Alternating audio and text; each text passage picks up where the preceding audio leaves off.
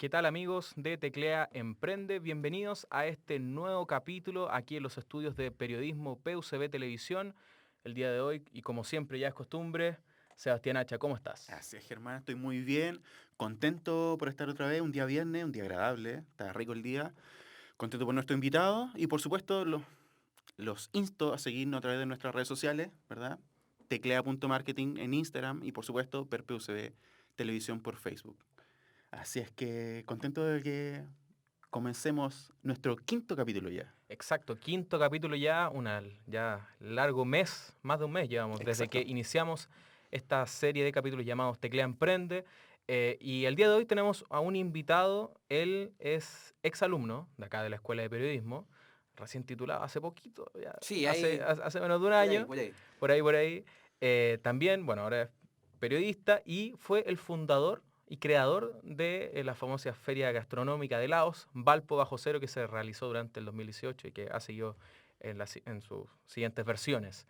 Así que recibimos con gran cariño y con gran honor de tenerte acá en el estudio. Ignacio Miles, ¿cómo estás? Muy bien, Germán, muy bien, Sebastián, gracias por la invitación y bueno, también con la idea de contribuirnos a este debate de lo que es la innovación y el emprendimiento desde las comunicaciones, que es un tema que siempre da mucho para hablar también. Así que Así- muchas gracias. Muchas gracias a ti por aceptar nuestra invitación. Ignacio, cuéntanos, tú eres periodista y hemos sabido que has estado metido en muchos emprendimientos, como en este caso este gran proyecto llamado Alpa Bajo Cero. Cuéntanos cómo ha sido ser periodista en el mundo de la innovación. Mira, yo creo que ha sido bastante interesante la experiencia porque también es un llamado, ¿no? O una muestra, más bien, de que el periodismo no solamente es informar, no solamente es esa visión más tradicional que cuando uno quizás entra a estudiar periodismo te dicen, lo voy a ver en la tele, ¿no es cierto? O ¿cuándo va a salir en la tele? Exacto. ¿Cuándo? Sí, Y no exacto. es eso solamente. ¿Por qué? Porque también tenemos un fuerte componente estratégico que es el que nos permite, sin duda, poder desenvolvernos en múltiples áreas y que también, al ser un campo tan amplio de acción, podemos conectarlo, por ejemplo, con la innovación, que hoy por hoy está en todos lados. Exacto. Y Ignacio, cuéntanos, ¿cómo partió todo esto? Cuéntanos, ¿cuál fue tu primer emprendimiento? Mi primer emprendimiento, uy, mira, difícil pregunta. Yo creo que primero hay que pensar qué es un emprendimiento. Porque un emprendimiento, acotado a la escala y la realidad de cada uno, puede ser generar un cambio en la vida cotidiana de otras personas, por ejemplo. Para otros puede tener un enfoque más comercial, en fin. Así que es difícil responderte por un único emprendimiento quizás. Sí, me acuerdo que desde chico estaba viendo distintas cosas que hacer, conjunto a más gente, generando actividades también, no solo para mis más cercanos, sino para el común de lo que era el colegio. Fui parte, bueno, muchas veces de la directiva de curso y por ahí también hay algunas anécdotas relacionadas a distintos emprendimientos, que ahora sería como la visión más tradicional tipo pyme, ¿no es cierto? Ujú. Pero en un contexto escolar que, bueno, duraron mucho tiempo. De hecho, cuando entré acá a periodismo, entré a estudiar con un gran amigo también, que juntos habíamos creado un diario en tercero básico y que se extendió, no sé, hasta séptimo, por ejemplo. Entonces hay muchas acciones que quizás uno con el tiempo las pasa a dimensionar también como emprendimiento y que no necesariamente tienen el enfoque comercial, que uno dice, oh, soy emprendedor, o bien, oh, soy emprendedor del campo de la innovación y voy a inventar una nueva forma de, no sé, reutilizar el agua. Uno no tiene por qué buscar solamente hacer ese impacto tan grande, tan global, descubrir algo totalmente nuevo, sino también generar cambios, ¿no es cierto?, en el mismo entorno. Exacto. Entonces, el emprendimiento es una cuestión transversal, ¿verdad? Sí, Pero, ¿qué es lo que te impulsa a ti? Me imagino que lo que te impulsa a ti será lo mismo que te impulsó en tercero básico. ¿Hay alguna continuidad?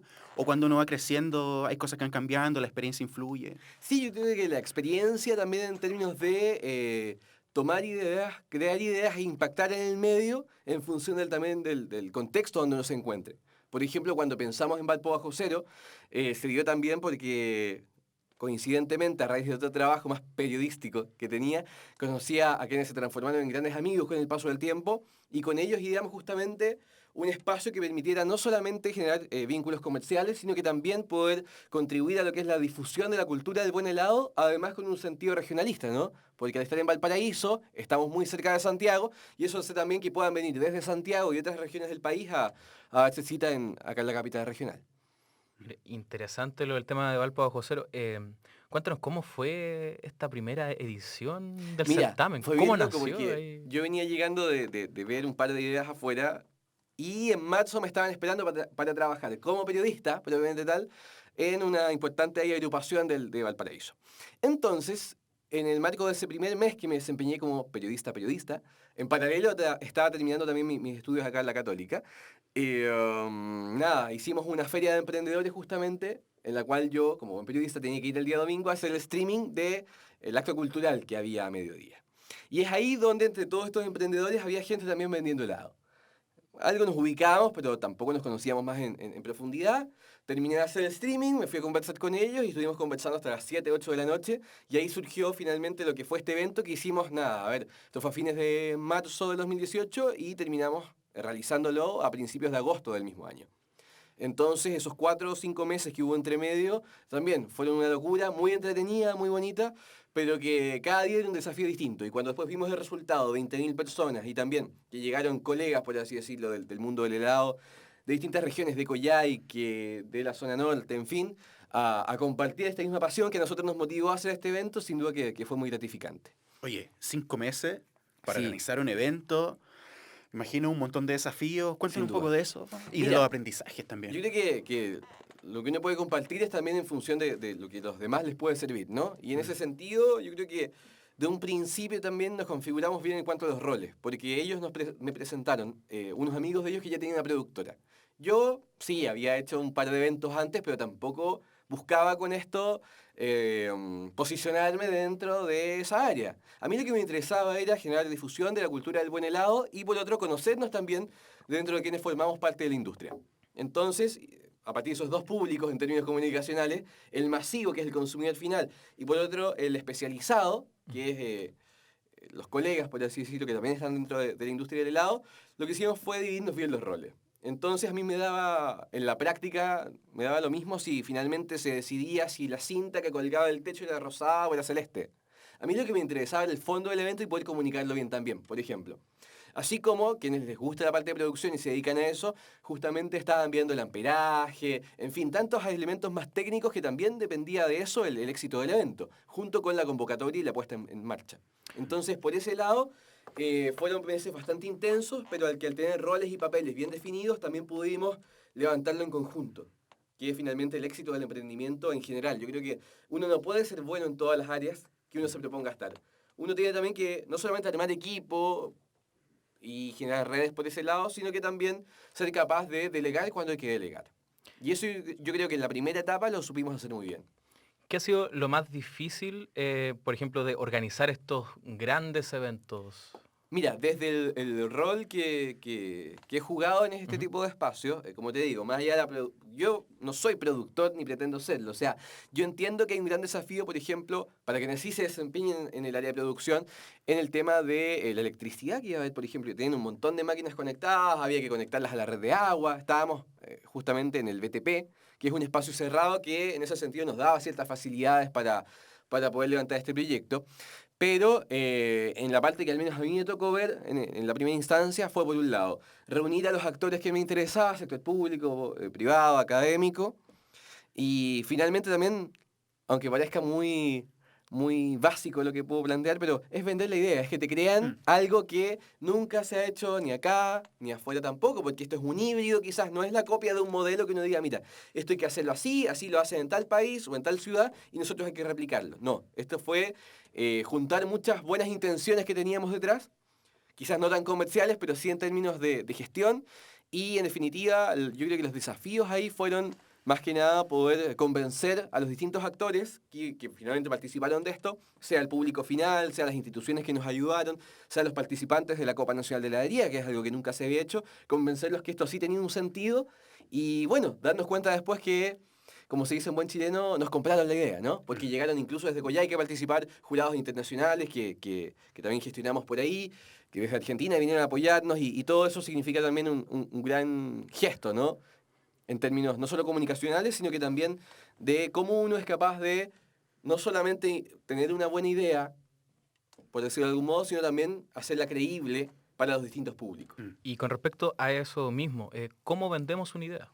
¿Cómo vendemos una idea? Mira, yo creo que lo primero es que uno se crea el cuento, pero creérselo de forma realista. O sea, A ver, yo tuve heladería, es verdad, yo estudié heladería, asesoro a distintas heladerías, estoy en distintos proyectos, pero en ese momento no era como, mira, yo ya he hecho esta feria, yo te vendo esta feria, tienes que venir porque sí o sí va a resultar. No, es también entrar a empatizar con esos públicos. Y en ese sentido, como se vende una idea, yo creo que lo fundamental primero es creerse el cuento uno de forma realista, que es lo que les dije anteriormente, y por otro también apostar a una construcción común de los distintos proyectos y eventos en los cuales uno quiere generar impacto, ¿no? Sea un proyecto de corte más social, sea un proyecto de corte más económico, político, cultural. Yo creo que lo fundamental es también poder generar esas redes de consenso para que finalmente sea un proyecto colectivo. Si es que uno lo busca así, o sea, no es el evento de persona A, persona B, persona C, que se les ocurrió esto y son los dueños de la idea, no, es un evento colectivo. Y ahí es tan importante como quien asiste porque lo escuchó en la televisión, y ahí está nuestro rol como periodistas, por ejemplo, desde una mirada más tradicional, y es tan importante también como el que aporta con la gestión, con el equipamiento y los distintos actores que se suman, ¿no? Pero mira, tú hablabas al principio la idea de que esto es un híbrido. En el Sí. fondo no se trata de copiar algo y establecerlo, porque uno tiene que tener en consideración también la realidad local, ¿verdad? Exacto, exacto. Hablando de eso, el mundo de esta industria de la heladería Sí. es una industria, por lo que veo yo en Instagram, por Mm. ejemplo, estaba viendo los criterios del concurso, lo Sí. que tiene que ver con la Ah, bien. estructura, la firmeza. Es una cuestión con aspectos técnicos bien sofisticados y bien preciso y está todo bien, es un mundo súper bien construido. Claro. ¿Cómo acercamos este mundo, que es un nicho, una industria que existe, a una... ¿Cómo ha sido en realidad ese proceso de acercamiento al mundo, bueno, a la audiencia, al consumidor Sí, local? al consumidor final, Hay una ¿no? brecha al final. Sí, hay una brecha enorme, porque, mira, desde un sentido quizás, ya esto te lo digo más como consultor que como emprendedor necesariamente, pero, a ver, si uno ve los parámetros técnicos del concurso, son helados que para el que entiende del tema va a ser siempre un desafío construirlos, diseñar la receta y producirlos. Pero nada te garantiza que tú pongas ese helado en la vitrina de tu negocio, si es que lo tienes, y se vaya a vender o a la gente le vaya a gustar. Por ejemplo, en esta segunda versión, que me invitaron a ser conductor, ¿no?, de la Copa Nacional de Heladería y participar con eso también, teníamos helados de choclo, de albahaca, en fin, sabores que probablemente no son tan atractivos para el consumidor ni tampoco son tan convenientes de vender. Mm. Entonces esa brecha que ahí está tan evidente, también la podemos llevar a este evento que tiene un carácter mucho más masivo y por eso fue también que nosotros dijimos, miren, si hacemos una feria del sector de helados para heladeros, ya puede que por ahí los números den de una u otra forma, pero ¿qué tan necesario es para el cambio que nosotros queremos generar? Y ese cambio, que es lo mismo que se puede llevar a cualquier emprendimiento, o sea, como el norte, ¿no es cierto?, de la idea que tienes en mente, nosotros en este caso le hicimos pensando en el consumidor masivo, que es el que finalmente necesita distinguir y ver que existen otros tipos de helado que probablemente tampoco son más caros que el helado industrial que puede consumir en cualquier lado, porque esa es una brecha que se ha ido reduciendo favorablemente. Pero es importante que conozca, que pregunte, que aprenda. Y generar ese punto de encuentro, también incluyendo el consumidor final, yo creo que fue sin duda el gran aporte para cortar esta brecha. ¿Y cómo lo hicimos? Por ejemplo, con entrada gratuita. Porque, a ver, si hubiéramos cobrado entrada y dice, 20.000 personas, hubiéramos podido compensar los gastos del evento, por ejemplo. Pero pensándolo bien, si uno como consumidor va a una feria o a un punto de encuentro productivo y su rol es consumir, tampoco que quiere gastar de más. Si quiero probar más helado, me compro más helado. Y por eso también, quizás en un primer momento, este modelo comercialmente tampoco era tan atractivo para nosotros mismos. De hecho, tampoco buscamos ganar plata con esto. Nada más compensar los gastos en la mayor medida que se pudiera. Entonces, por ahí, tener ese enfoque también como usuario, en este caso, ponerse uno en el rol de justamente cuál es el papel que uno no está cumpliendo dentro del evento, pero sí lo tiene al frente y es parte de un actor fundamental del ecosistema, yo creo que no hay que perderlo nunca. Mm. ¿Viste algún cambio, por ejemplo? Mira, yo tengo la impresión de que el consumidor, sobre todo lo que tiene que ver con gastronomía, Sí. nosotros los chilenos, quizá hay un componente de idiosincrasia, Sí, sin duda. en términos de que siempre nos vamos a la segura Mm. con lo que comemos, ¿verdad? Nuestra dieta es completo, la sopa y Sí. pilla, y todo Y lo el que viene de completo donde afuera. mismo, además, ¿te has dado Exacto. cuenta? Y Eso? todo lo que se da viene de mucho, sí. afuera, nosotros lo transformamos y en términos de preparación a nuestra dieta. Sí. Es decir, el sushi ahora es frito, porque Claro.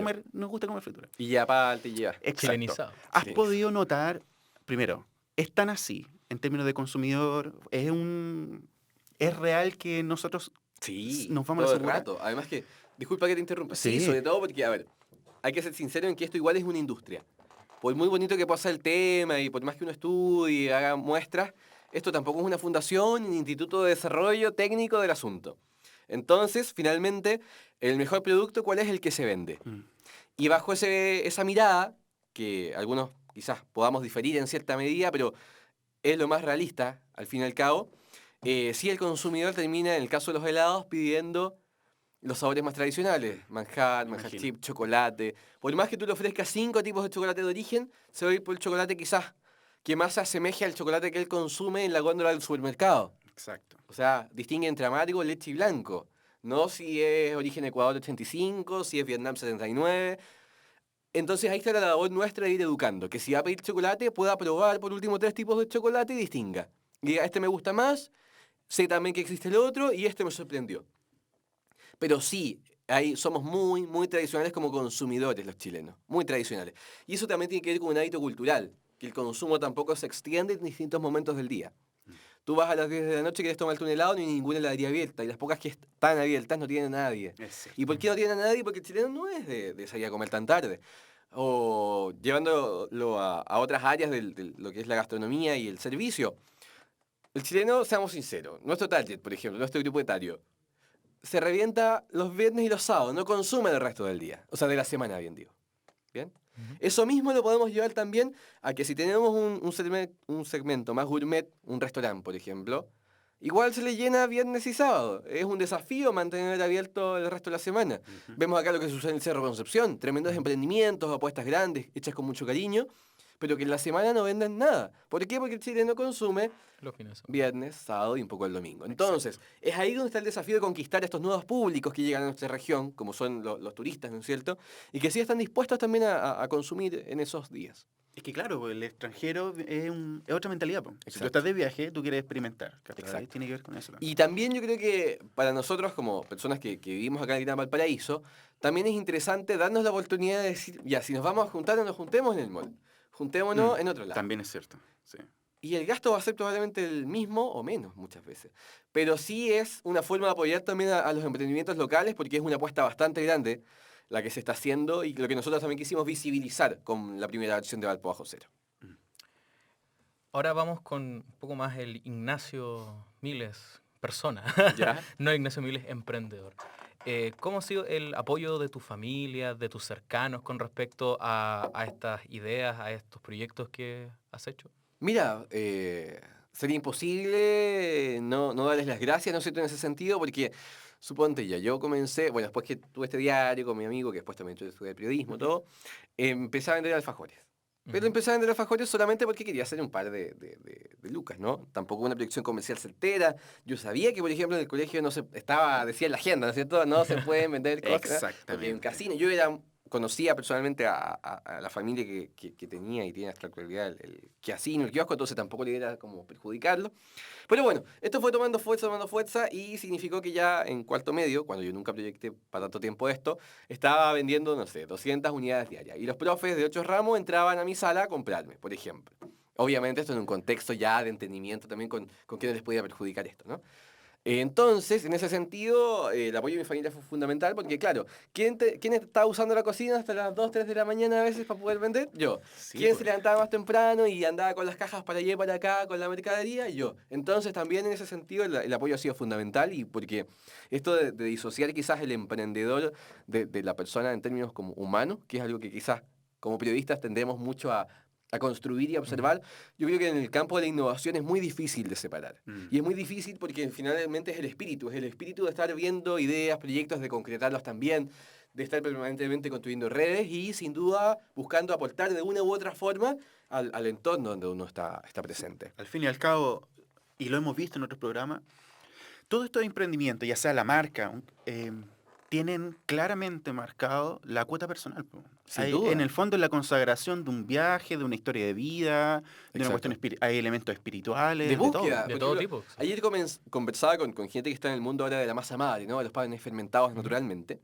Y me contaban historias de, por ejemplo, parejas, familias, en fin, que como estilo de vida habían dejado de trabajar por decisión personal, ¿no?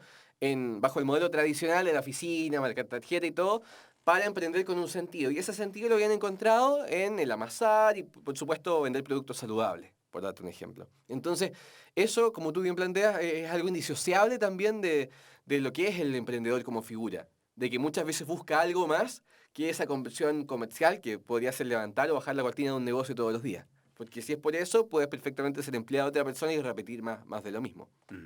Y con respecto al tema Lucas también, Mm.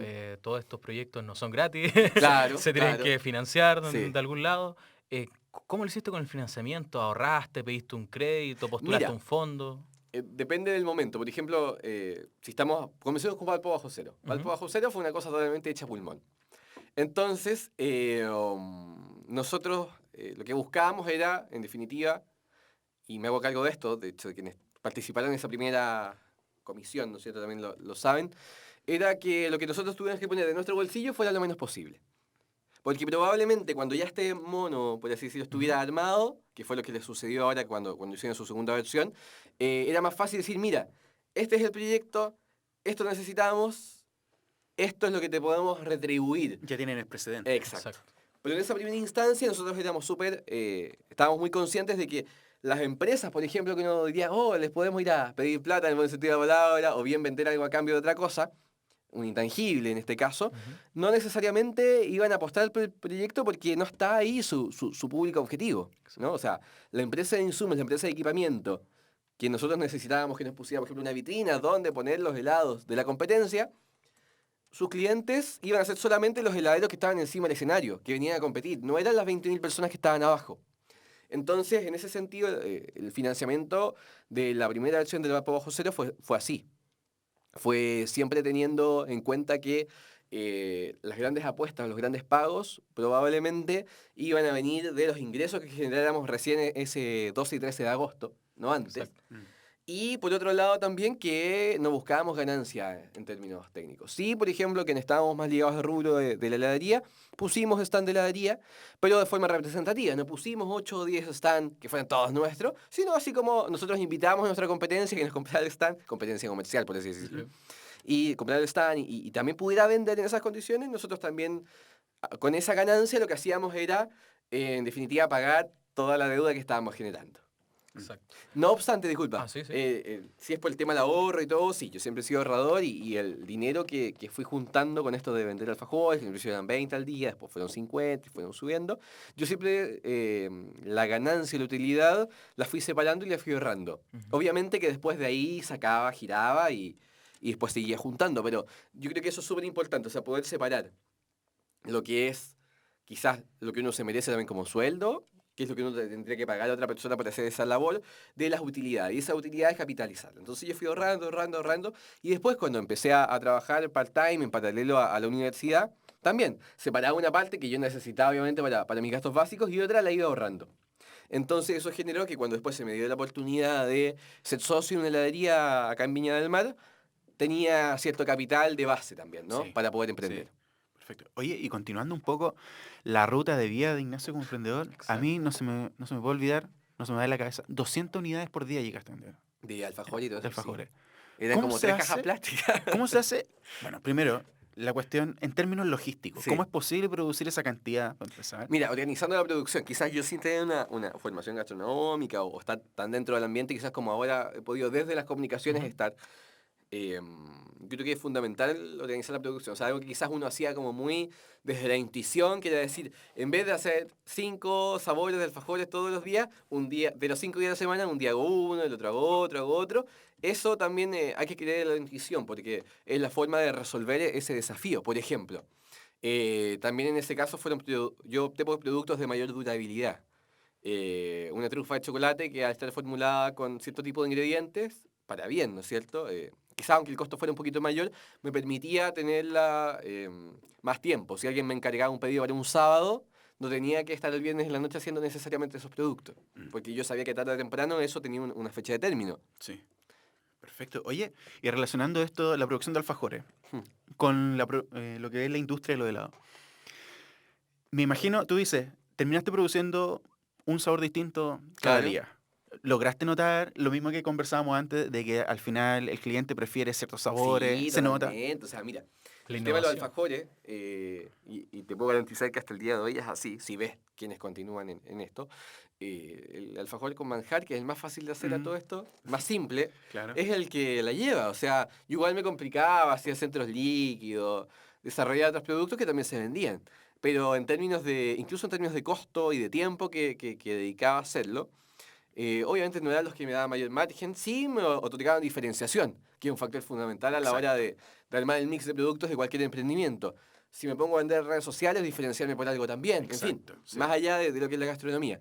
Pero sí te podría decir que los tiros son sumamente tradicionales. Y los que más se vendían eran alfajores de manjar.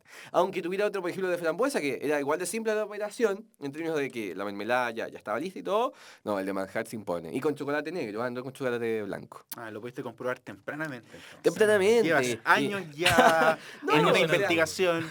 De mercado, De- no sé, pero claro. por ejemplo, el otro día me contactaba un gran amigo que quería también empezar a hacer alfajores como algo complementario. Y también decía, no, es que yo me acuerdo que tú hacías muchos sabores, entonces me gustaría hacer algo similar.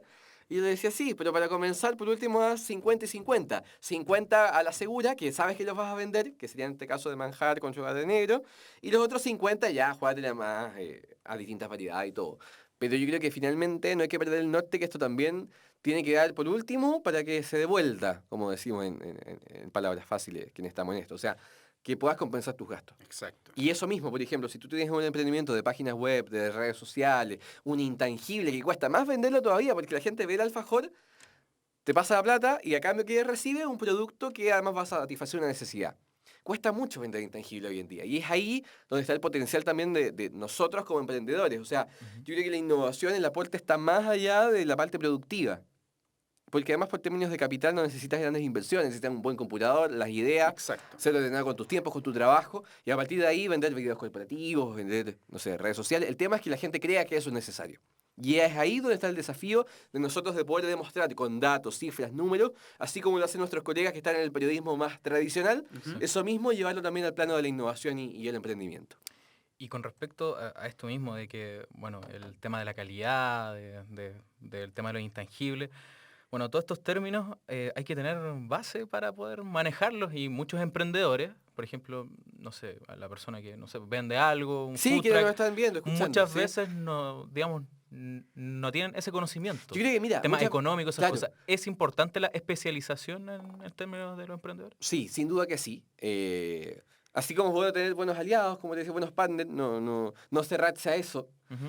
porque uno no puede ser bueno en todo, pero sí estar constantemente con la curiosidad de aprender, de buscar, de preguntar, de preguntarle, carepalo, a gente que está en la misma que tú o ya pasó por esta etapa, decir, ¿tú cómo lo hiciste con esto?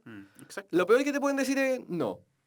Y es difícil que eso pase. No se pierde nada en preguntar. Exacto. Entonces esa curiosidad permanente también es fundamental, porque por más que, no sé, si tienes el tiempo y los recursos, te pongas a hacer diplomado y magíster y mega magíster y doctorado y todo, si eso no eres capaz de integrarlo en tu día a día, a esta escala del emprendedor, que además es sumamente irregular, ¿no? No es un escenario constante donde tú digas, no, si ahora tengo 10 clientes, el próximo mes tengo 15 y voy a ganar tanto. No, nada te garantiza eso. Entonces, por un lado, estar abierto a esta realidad y por otro también no tener temor de preguntar y curiosear. Sí es necesaria una especialización en ese sentido, pero en términos de lenguaje. Porque probablemente la gente, los emprendedores más bien,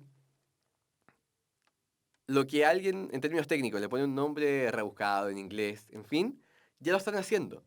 Esto, por ejemplo, Exacto, que se claro, llama, no sé, un concepto tan básico como el benchmark. Van a una charla y le hablan del benchmark y las etapas y todo. La persona va a decir, pucha, yo no sirvo para esto, no soy emprendedor. Pero probablemente ya lo hizo. O sea, si está Exacto. vendiendo sopaipillas, miró a cuánto están vendiendo las sopaipillas la gente que está al lado y a cuánto las está comprando. Hizo la comparación, Exacto. tema del canvas. Lo mismo, por ejemplo, en términos de esto de la venta de intangibles que mencionábamos recién también, ¿no?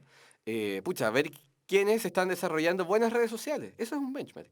A dónde yo quiero aspirar, dónde quiero llegar. Y por ahí también, por supuesto, uno armarse una propuesta de valor única y propia, ¿no? Que a uno lo distingue en definitiva. Exacto. Y ahora, ya con todo lo que has podido observar con todas tus experiencias acumuladas, en lo que es lo local, de esta región, de esta zona, Sí. ¿cómo ve, cuál es tu pronóstico, cuál es tu diagnóstico en realidad de la producción, digamos, de gastronómica? ¿Hemos logrado potenciar? ¿Hay una marca? ¿Hay algo que dice? Sí, hay muchos elementos a los cuales uno podría recurrir, yo creo, para sin duda decir, sí, tenemos una marca propia. Lo que pasa es que esa marca propia no la hemos leído. Mm. Tanto quienes estamos dentro de la industria como también quienes autoridades, instituciones, academia, mundo privado, también tiene que quizás decir algo al respecto. Yo creo que están los elementos, pero no los hemos cohesionado en un relato que sea sólido y coherente también con nuestra realidad. O sea, no podemos llenar de restaurantes 5 estrellas al Cerro Alegre y Concepción si sabemos que el porteño y gente normal en general no puede estar comiendo comida 5 estrellas todos los días. Suena quizás demasiado básico mi análisis, pero eso mismo hay que proyectarlo a todas las áreas. Entonces, hacer algo coherente con el entorno también y aportar valor. O sea, a ver, si yo como consultor, que de hecho estoy en un proyecto ahí en este último tiempo muy similar, me dicen, mira, yo necesito vender un helado a 1.000 pesos, que le pueda comprar cualquier persona que esté esperando el colectivo al frente, por ejemplo, y que sea un gusto. Uno, ¿cómo aporta como emprendedor? Haciendo un producto de calidad. ¿Por qué por ser barato va a ser malo? Entonces uno desarrolla una receta, cuida sus costos obviamente, pero que sea algo sano, algo noble. Quizás la porción va a tener que ser más pequeña, pero la gente lo que quiere es tomar helado. Y si uno puede alimentar y entregar experiencia a través de un producto, yo creo que es fundamental y es ahí donde está todo. Exacto, accesibles a todos, por ejemplo, Entonces, helados a bajo costo claro, poder entender eso y dentro de del contexto calidad. local también, disculpa, así en términos de cuál es la realidad de cada comuna y cuáles son los intereses de esos habitantes, sin duda que es la única forma de poder crecer.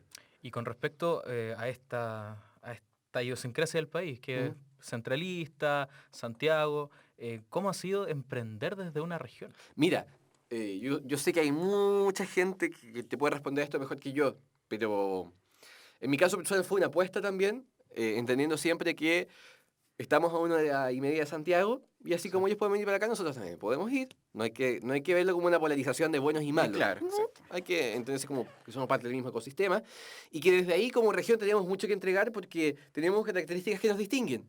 Tanto la parte administrativa, del día a día, del estilo, de la calidad de vida, así como también Santiago tiene otras cosas que nosotros necesitamos. Entonces hay que verlo siempre como un complemento, no como una polarización de que, oh, no, yo me quedé en región y por eso voy a ser mejor que el que se fue a Santiago. No, tampoco. Pero sí entender que desde acá se puede contribuir a un desarrollo común. Que tenemos cosas para ofrecer, así como Santiago también tiene cosas que a nosotros nos sirven. Nosotros sí podemos ofrecerle, eh, en fin, la misma calidad de vida para los trabajadores, por ejemplo. Imagínate, emprender en región, quizás el costo de distribución a Santiago sea más alto, pero hay muy buenos ejemplos de industrias regionales que han apostado por continuar en la región y que saben que al fin y al cabo un punto fundamental de la empresa, como es el equipo humano, trabaja mejor. ¿Y por qué trabaja mejor? Más allá que la empresa les ponga el bus y todo eso, que es lo mismo que podrían hacer en Santiago, o que probablemente lo hacen más allá que acá Exacto. todavía, tiene que ver con que el trabajador se demora menos a su trabajo, tiene mejor calidad de vida, llega más temprano a su casa, puede compartir más con su familia, y eso por supuesto que también se traslada al entorno productivo. Entonces, ser capaces de leer eso y verlo como una oportunidad dentro de un escenario de competitividad, sin cerrarnos a quiénes son buenos y quiénes son los malos, yo creo que es la única forma también de poder integrar esto de emprender desde la región con un sentido de realidad. Y, por ejemplo, ya, en Santiago hay, no sé, es un polo comercial. ¿Cómo creamos polos comerciales en las regiones para poder equipararnos, por así decirlo? O sea, que haya una distribución más equitativa entre las regiones con respecto al desarrollo de ciertas ideas, proyectos, dinero, cosas así. Yo creo que ahí, tanto para los tangibles como los intangibles, el escenario es bastante similar, ¿ah? En Ujú. términos de desafíos y, bueno, y oportunidades también que existen. Yo creo que al final esto tiene que ir a una lógica de que seamos capaces de crear ciudades, entendidas Ujú. como núcleos urbanos, que sean autosustentables. O sea, que el servicio que se necesita en la ciudad se produzca en la ciudad. Y ahí obviamente va a haber espacio para el emprendedor, para el innovador, Ujú. para el que le brinda herramientas a ese innovador y también para el que le compre a ese innovador o emprendedor. Le compre tanto sea, no sé, un producto tangible como intangible. O sea, consumir local, por así decirlo. Consumir local, entendiendo también, y de forma realista, qué Ujú. es lo que somos capaces de consumir localmente y qué Exacto, no. O por los sea, costos. probablemente el que está pensando en una gran industria, por supuesto que no va a estar de acuerdo con lo que acabo de decir, porque además que es ilógico. O sea, ¿para qué? Si necesitas para producir este vaso, por ejemplo, más allá del grabado, que está muy bonito, producir este vaso Es una por el mega precio. planta productiva, con mano de obra, todo, tendrás mucha capacidad ociosa y los números no te van a dar. Pero si eres capaz de desarrollar una estrategia que desde la región exportes vasos a otras regiones, así como uno importa productos de otras regiones, y de esa forma agregar valor, yo creo que sin duda se pueden dar muy, muy buenos ejemplos de eso que ya están pasando. Mm.